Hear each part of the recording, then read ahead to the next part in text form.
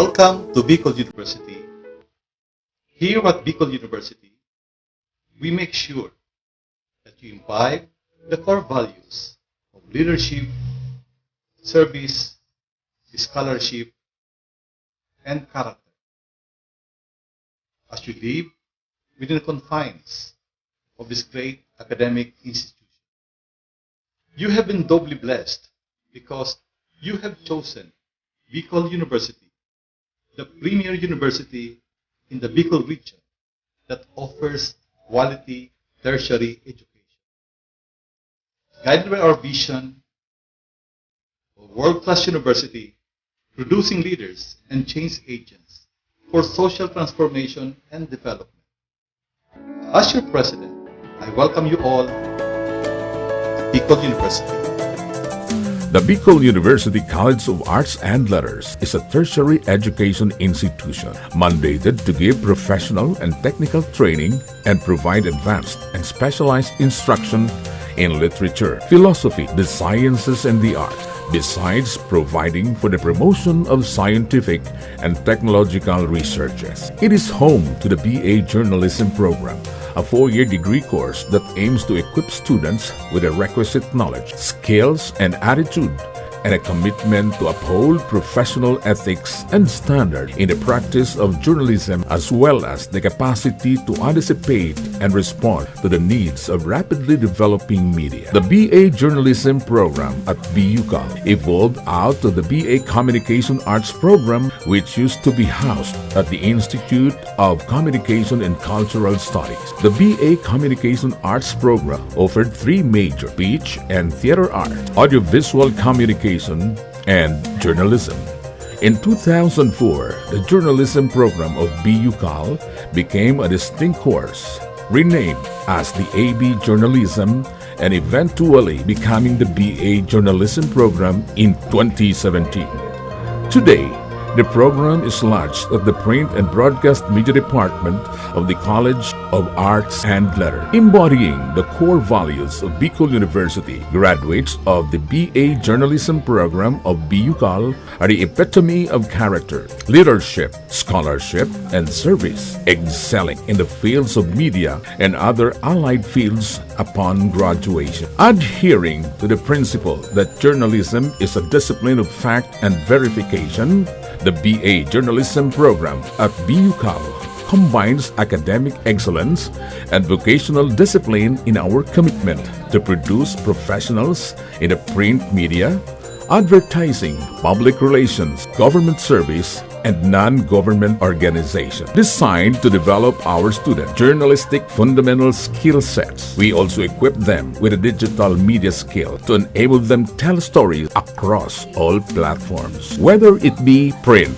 broadcast, or online media. We teach them how to gather information, analyze and write it objectively, accurately, succinctly, ethically, which are the core foundation of the profession. Here at the BA Journalism program, theories come to life. We offer rich learning experiences to our students, enabling them actively apply theoretical knowledge in real-world contexts. Our faculty brings together both practitioners and academics as we combine both theories and practice in the conduct of our profession. In 2010, I became part of Miss Universe. I won Miss Universe 4th runner-up. And then after that, I became part of the morning show of ABS-CBN. It's called Umagang Kay Ganda. I joined Miss Universe way back in 2010. Prior to taking up journalism in college, since ang training sa journalism is to give 5 W's in 1 H, just have to. When I read the first paragraph of your article, I should know anong laman ng article mo dun pa lang sa first paragraph. Kasi kung hindi ko alam sa first paragraph, hindi na ako magbabasa ng mga susunod pa. The trainings that I had in school way back when I was studying really helped me a lot when I already worked as a media person. Job ko is Department Head ng Public Information Office ng City Government of Bicol. Malaking tulong yung natutunan ko sa Bicol University, especially sa communications.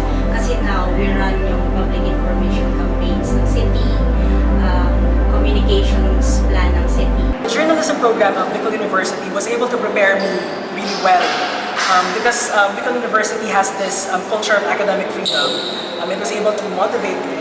We had practitioner professors, and they were able to teach us well the practical things about being a journalist. And at the same time, we also had someone scholarly, someone who was able to teach us the technical side of writing.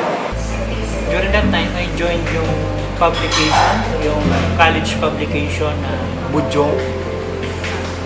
Tapos siguro by second year or third year, I joined the Bicol Universitarian. So, yung dalawang publication na yun, they were very helpful in terms ng training on how to write. Siguro bumilang lang ng mga 2 weeks, nag-apply ako sa ABS-CBN.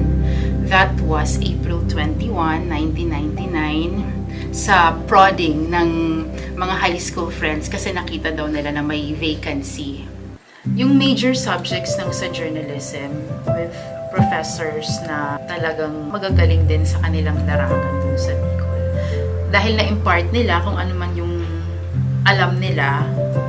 So somehow kami bilang estudyante, bilang pioneer na batch noon, somehow nagkaroon naman kami ng confidence na kaya naming humarap after graduation, kaya naming makipagsabayan sa ibang mga produkto ng state universities na hindi galing Bicol. I'm with ABS-CBN for like 16 years already, and I started as a reporter way back in 2002. Nung college kami, may mga subject kami na pupunta sa bundok, may mga outreach program. So parang madali ka na lang mag-adjust kasi kung ano ginawa mo nung college ka, parang may mga times na gagawin mo din dito sa company, sa ABS-CBN. I know may mga mas competent na mga instructors na nakuha ang Bicol Universities. Back in college, I was one of the writers in Unibe. And that's actually one of the eye-openers because the experience was to write about the assistance that we can avail from OSS. As an information writer is media relation, publication, as well as po communication po sa public. So lahat po yun, natutunan ko po yun lahat sa CAL, sa mga professors ko, sa bawat subject ko po. Very related po talaga sila at very helpful po sila ngayon na nag-work na ako. Binigyan ako ng Bicol University ng foundation sa aking current job dahil sa curriculum nito kung saan lahat ng communication related works ay nakapasok.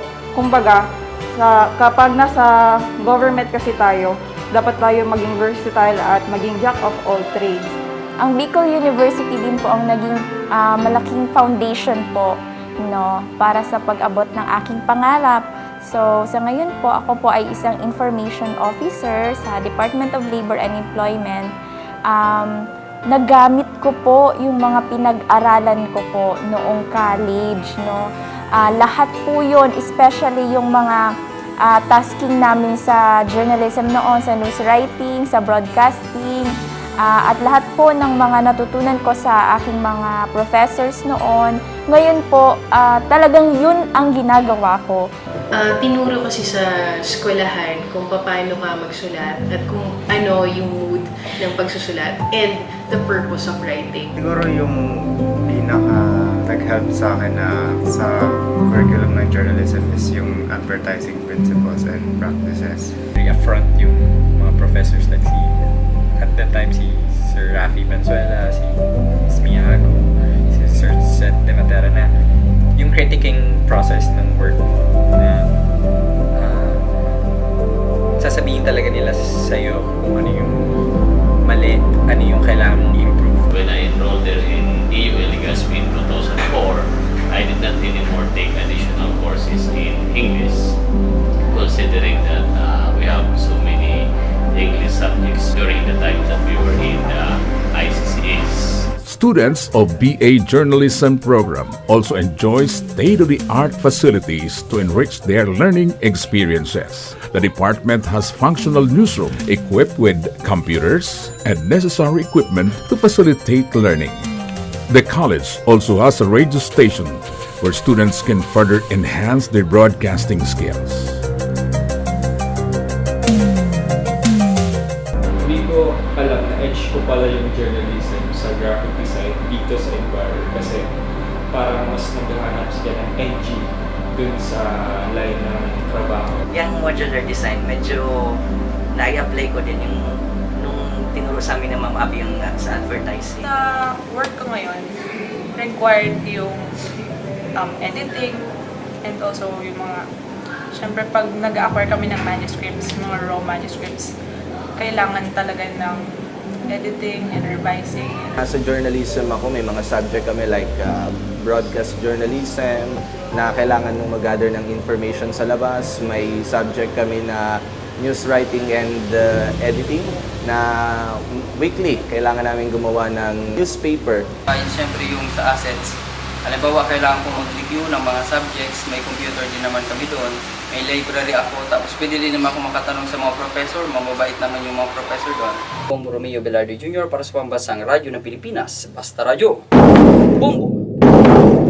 So, nung third year, meron kaming broadcast laboratory which is hinahayaan kami or pinapayagan kami na makapag-report sa pamamagitan ng programa sa PIA. One of the most important lessons that I learned and na nagagamit ko sa work ko ngayon, which is ang industry namin is media localization, is how we determine the audience, especially when translating. And I learned that from parang my advertising class.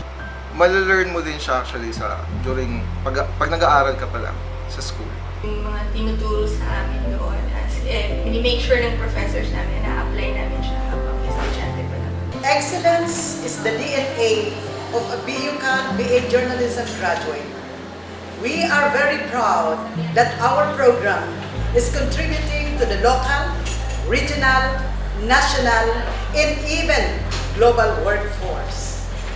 This is a statement to our strong commitment to realize our vision of producing leaders and change agents for social transformation and development.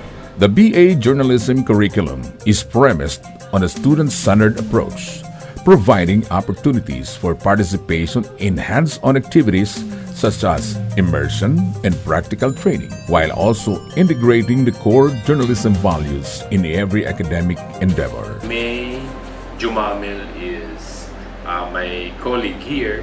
She is in charge of the Public Affairs Unit of the Office of the Regional Director.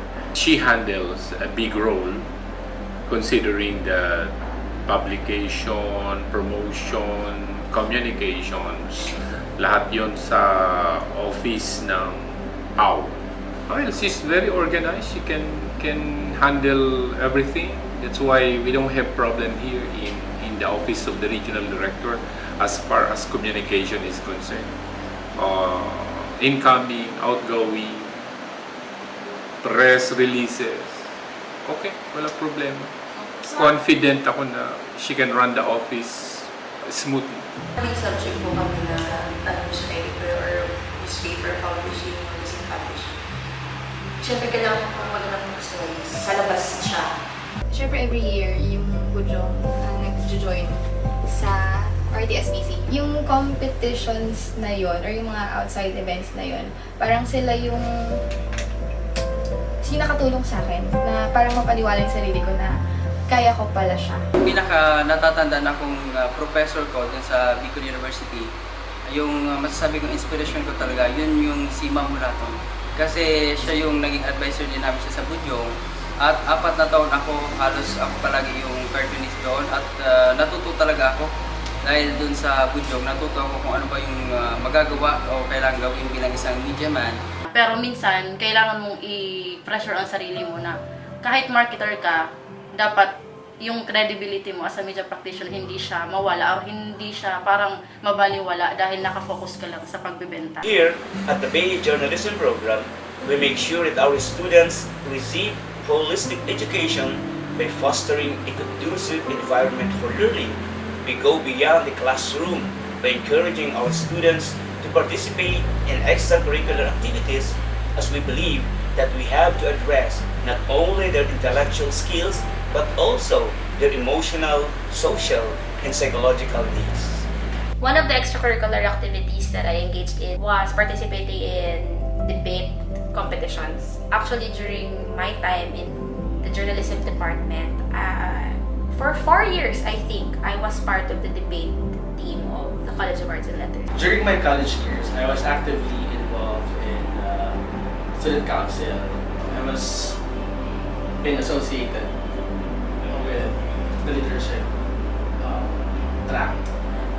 Since first year, nasa college student council na ako until I graduated. And even right now, as a media relations manager, I continually train people na alam mo yun, who's willing to learn. And I was actually trained to do that. The PBM department has likewise forged industry collaborations instrumental in advancing the mission of the university to provide students with necessary exposure to prepare them for future employment by enhancing their basic workplace skills and instilling the aspects of the workplace culture. Lahat kasi ng alam ko sa job ko ngayon is dun galing sa journalism. Third year internship, so pumasok kami ng ABS-CBN Legazpi. Tapos nagkataon na national elections and palarong pambansa ginanap sa Albay. So yun, nung internship, parang nakita ko yung sarili ko na, so dito ko pala talaga gusto. After my BPO stint, nag-decide akong mag-resign kasi meron akong nakitang opportunity sa ABS-CBN. Kasi since college, yun naman din talaga yung gusto ko, yung makapasok sa ABS-CBN. After nung internship, siguro na kita ng mga supervisors ko na may talent ako sa pagsulat. Parang naging daan yun para ikuha nila ako as correspondent ngayon. My college days, yung patapos na ang third year, meron kaming summer class na in-company training. So,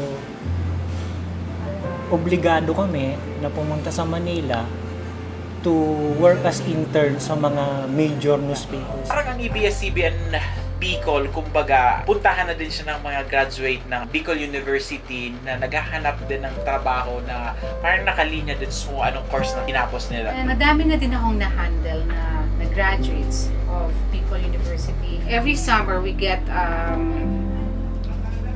interns or OJTs from Bicol University because of the existing memorandum of agreement with the university. And I think malaki na itulong sa amin, especially during the Palarong Pambansa. And that was also an election year. To ensure that our graduates are at par with the graduates of the best universities in the Philippines and in the world, we follow a strict system of evaluating students' performance. We also follow a system of mentoring our students' progress. I think in second year ako, I was fortunate enough na mabigyan ng grant ng 1 semester na fully paid na scholarship sa Korea. Bicol University and the journalism department has a very strong partnership with my Korean university there and the Korean government. It wouldn't be possible, they wouldn't give me a scholarship if they didn't believe in the strong partnership that the university had. Sobrang na-enjoy ko yung work ko sa campus, kakaharap ng stories, getting to know people, at the same time na-inspire din ako sa stories nila. Hindi ko alam na napapansin na rin ng mga tao yung ginagawa ko. Q&A is the toughest part of a beauty pageant. The walk, I mean, we can practice that. The way you carry yourself in a gown or probably in a swimsuit, you can practice that. But Q&A, you can't. I mean, you can only do so much. You can only practice probably the strategy on how to answer a certain question, but you can't really know what's the final question for you on that night. So wala kang pagkakataon talaga na i-practice yan. Although the organizers helped me on how to communicate it in such a way na hindi naman mukhang news, pero mukha pa rin nasa pageant. in my brain, I know na, ito dapat, ganito dapat. This is the way you build your topic. This is the way you construct your sentences. So, malaking bagay. True to our mission to provide quality instruction, we also endeavor to provide the best opportunities for our faculty to pursue further studies and expand their horizon through various trainings and programs, firmly believing that the faculty are the greatest human capital of the university. The PBM department is not only an incubator for future specialists in media, journalism, and other allied fields, but also a nurturing ground for teachers to advance their personal as well as professional development. The BUCAL Faculty Development Program is aimed to enhance the personal and professional expertise of its roster of faculty in their respective disciplines. It is premised on the belief that if the university wants to produce world-class graduates, it must empower its faculty first with the 21st century skills by upgrading their professional and academic qualifications and supporting their endeavors that will enrich their learning experience. To date, the BUCAL Faculty Development Plan puts emphasis on its strategic priorities: continuing faculty development towards master's and doctoral degrees in the different fields of specialization, nomination of faculty members to BU and other scholarship grants, continuing enhancement through trainings and participation in conferences, seminars and workshops, and financial assistance for paper presentation, whether local, national, or international. In 2011 and up to 2013, I finished my master's degree at the Polytechnic University of the Philippines as a HURLP scholar of Bicol University, where I took up Master in Communication. Retooling for flexible learning modalities through synchronous and asynchronous schemes in the advent of the digital and virtual eras. The opportunity for faculty development under the BUHRDP has the following components: advanced studies, participation in trainings, workshops, seminars, conferences, and other capability-building activities such as in-service trainings, peer monitoring, consultation meetings. Participation in these various trainings not only enriches the intellectual capacities of the PBM faculty, but also provides a perfect venue for them to establish networks with other experts from the academy, research, agencies, and communities. This is the kind of environment that motivates you to excel in teaching. The faculty loading is based on our specialization. So we are able to impart more knowledge to our students. Also, the department chair makes sure that we are only given 3 academic preparations whenever possible, giving us ample time to prepare our lessons and activities, making us more effective teachers. The program also promotes the holistic growth of the teaching personnel by creating a nurturing intellectual community through the conduct of activities that foster camaraderie and teamwork. As a testament to the faculty's expertise, BA Journalism faculty members are also recipients of various awards. Likewise, they hold various designations that attest to their organizational and administrative skills on top of their academic expertise. Cognizant of the fact that higher education institutions must respond to the needs of the community, the BA Journalism program extends its expertise by providing sustainable and relevant extension undertakings. In consonance with the Manual of Operations for Extension, all extension activities delivered by CAL are anchored on the 5 thematic areas of extension. To ensure the effective and efficient administration of the extension program and projects, 5 functional divisions were created: the Continuing Education Unit, Development and Action Research Unit, Communication Media Technologies Unit, linkages, technical and other support services unit, and knowledge management unit. A rigorous process is in place before an extension proposal is approved and further implemented.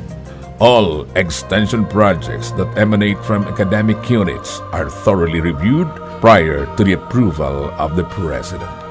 Bicol University likewise adheres to the incentive system for extension, conducting in-house extension reviews to evaluate the extension projects of the different units and recommends awards to outstanding extension, implementing college, and outstanding faculty extension practitioners. In order to finance these undertakings, there is a fund allocation for extension.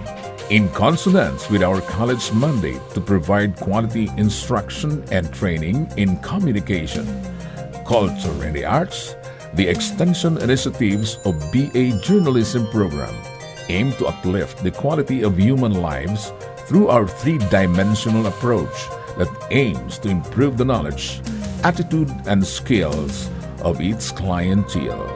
For the last 2 years that I've been here, Bicol University College of Arts and Letters was one of our major stakeholders because we are the recipient of their extension services.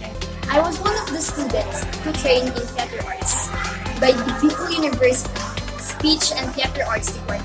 The training helped me develop my artistic skills and develop my personality.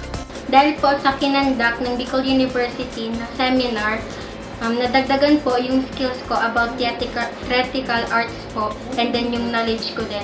Nagamit ko din po yung sa pag-compete ko po ng buwan ng wika sa monologue po. I am the winner po na sa district po and then sa division po and the regional qualifier din po ako at representative po ng Legazpi City. The college's pet project, Padaba Taka, extends the expertise of the university to the community by engaging in extension training, information packaging and dissemination, action, research, and special support services. Through our research-based extension strategy, our main recipient, Barangay Arimbay in Legazpi City, was able to benefit from the various capacity trainings provided by the journalism department. Given our standing as the premier state university,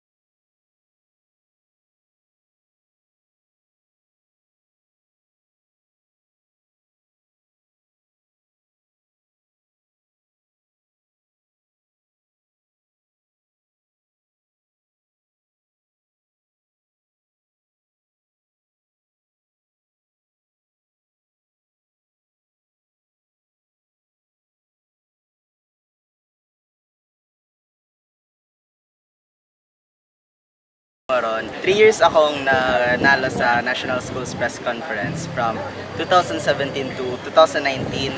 And masasabi ko pong sobrang dami nang naitulong po sa akin ng guidance ng speaker, ng lecturers namin. Most especially, nag-collaborate din po kasi yung mga SPA advisors para turuan kami, and most especially din po yung mga lecturers namin sa clinic. As one of the knowledge hubs in Bicol, the University Library is a repository of relevant literature about the region and beyond.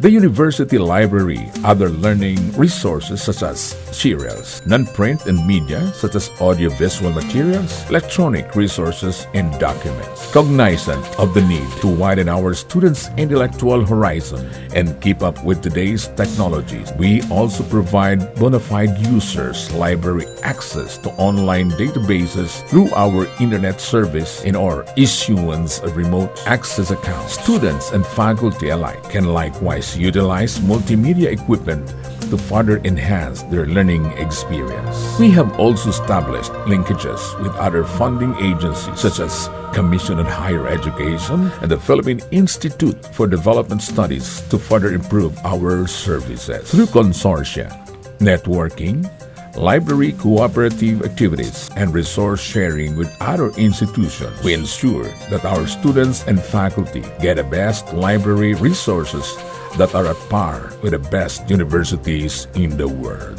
Since its inception, the BA Journalism program at the College of Arts and Letters has come to a long way. But one thing has remained over the years, and it is the unwavering commitment of the college to produce competent graduates imbued with the core values of character, service, leadership, and scholarship, the very DNA of a Bicol University graduate, even in the middle of recent challenges such as this COVID-19 pandemic.